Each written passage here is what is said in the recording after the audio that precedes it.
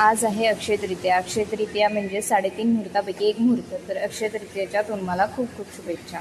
तर मी आज बनवून घेतला रस, कुरडी आणि मुंगडाळीच्या वड्या.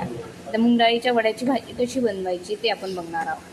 तर मी सर्वप्रथम गॅसवरती गंज ठेवून घेतला, त्यात तेल टाकलं आणि लगेच मुंगडाळीच्या वड्या टाकून घेतल्या. त्याला छान तेलात भाजून घेतलं लाल होईपर्यंत आणि मग त्या काढून घेतल्या. मग त्याच गंजात मी तेल टाकून घेतलं, त्याला छान तेल गरम होऊ दिलं आणि त्यात मोहरी, कढीपत्ता आणि कांदा टाकून घेतला, त्याला छान होऊ दिलं आणि त्याच्यानंतर अद्रक, लसूण, जिरं आणि त्यात सांबार होता त्याची पेस्ट बनवून टाकली.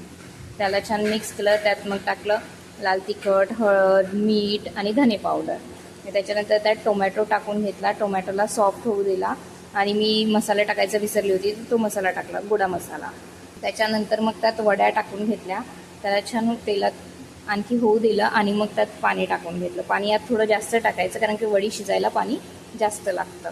आणि मग त्याला झाकण ठेवून शिजू दिलं आणि मग मधात चेक करून बघायचं की ती शिजली की नाही शिजली म्हणून. आणि लगेच सांबार टाकून घेतला. तर घरी आंबे आणले होते, तर आंब्याचा रस पण करून घेतला आणि कुरड्या पण तळून घेतल्या आणि लगेच ताट वाढायला घेतलं.